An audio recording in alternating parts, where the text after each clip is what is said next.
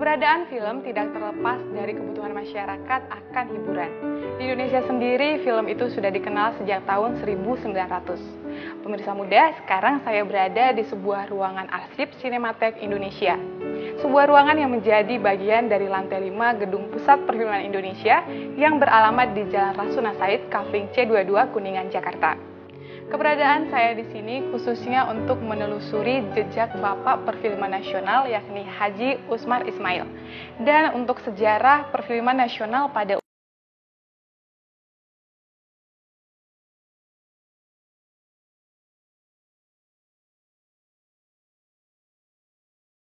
diperkenalkan untuk pertama kali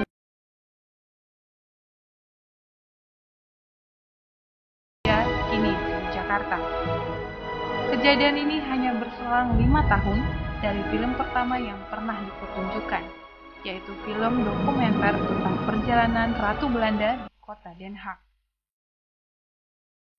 Pada tahun 1926, muncullah film Indonesia pertama berjudul Lutung Kasarung.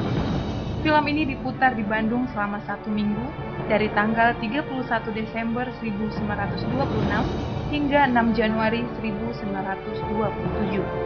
Film ini dibuat oleh orang Belanda bernama L. Hogeldrop, produksi Envis Java Film Company.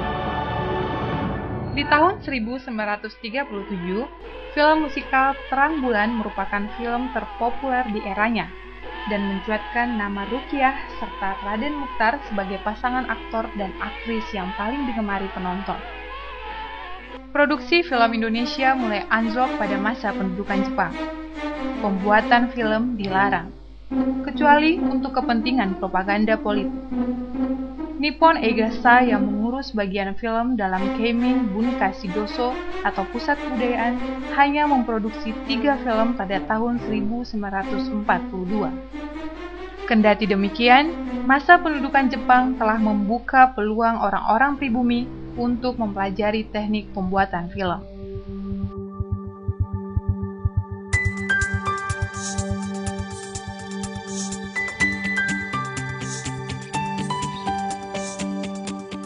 Cinematheque Indonesia berdiri pada 20 Oktober 1975.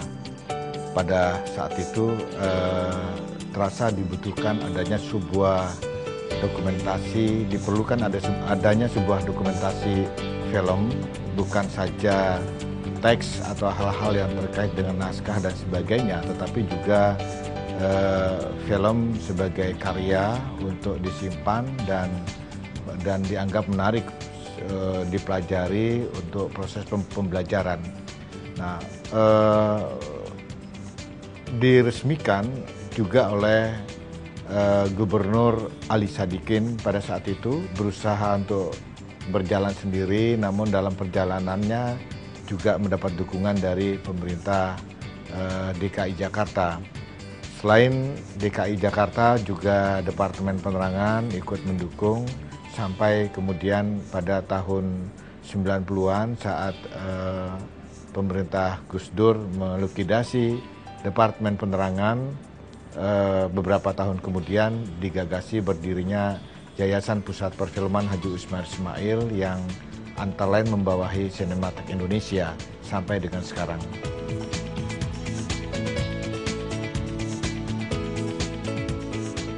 Gagasan awal berdirinya Cinematheque, tokoh yang paling utama adalah Bapak Haji Misbahu Sabiran. Beliau merintis sejak awal dengan didasari pada satu keinginan agar di bidang film ada dokumentasi, ada data-data yang tersimpan, ada file yang memang diharapkan ini bisa menjadi satu bagian dari proses pembelajaran ya bagi senias-senias. Pak Misbah merintisnya mulai dari nol, kemudian sampai sekian lama beliau terus mengkawal Cinematheque Indonesia yang tentu saja lambat laun mendapat dukungan dari berbagai pihak, walaupun dukungan itu juga tidak sepenuhnya, karena hal yang paling terasa dalam proses berdirinya Cinematheque adalah masalah anggaran. Sementara di pihak lain, keberadaan Cinematheque dianggap sebagai sesuatu yang penting. Karena dalam perjalanannya juga terbukti Cinematheque Indonesia akhirnya dilihat sebagai sebuah archive ya, yang bahkan di Asia Tenggara terbesar.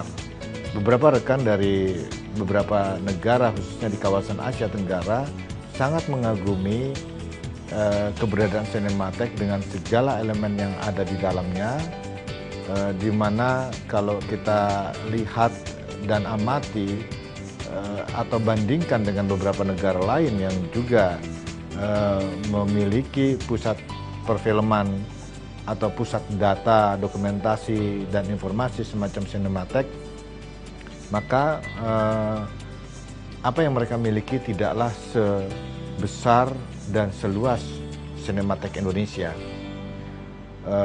Maka sekali lagi nama Pak Misbah Yusabiran adalah nama yang tidak bisa dikesampingkan atas berdirinya Cinematheque sejak 75 sampai dengan sekarang. Cinematheque Indonesia adalah sumber data, dokumentasi, dan informasi. Dalam perspektif yang lebih luas, bisa disebut sebagai jendela bagi masyarakat perfilman atau masyarakat umum yang hendak melihat bagaimana sejarah film Indonesia. Maka itu semangat-semangat inilah yang melandasi kenapa Cinematheque Indonesia harus ada.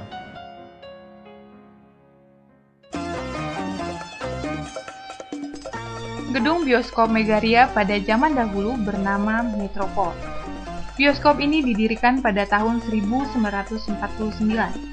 Terletak di pertigaan Jalan Diponegoro dan Pegangsaan, Jakarta Pusat, dan diperuntukkan hanya bagi golongan elit yang tinggal di daerah Menteng dan sekitarnya.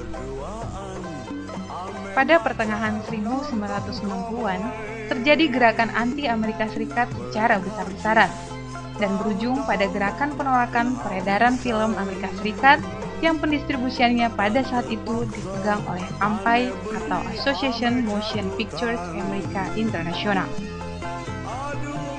Di sisi lain, Presiden Soekarno juga memerintahkan penggantian semua nama yang berbau asing. Karena itu, bioskop Metropol pun berganti nama menjadi Bioskop Megaria.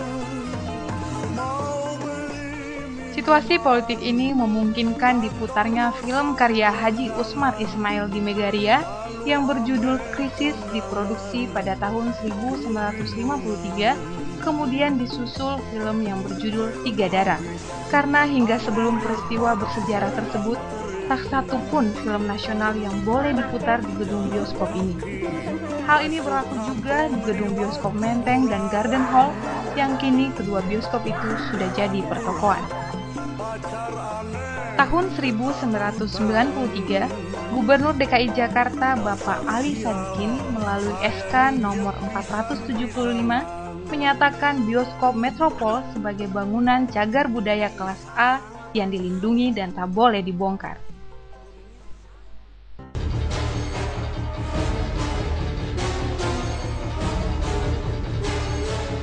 Walau dibuat dan diproduksi oleh orang Belanda bernama L. Heuveldrop dari NV Java Film Corporation, tapi Lutung Kasarung merupakan film cerita pertama di Indonesia yang menampilkan cerita asli Indonesia dan melibatkan putra-putra Bupati Wiranata Kusuma, Bupati Bandung pada masa itu.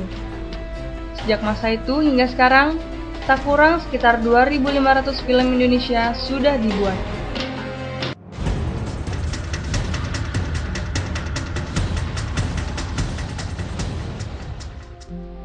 Film karya Haji Usmar Ismail baru dapat diputar di Metropol tahun 1960-an. Di antara karyanya yang diputar adalah Tiga Darah, Lutung Kasarung.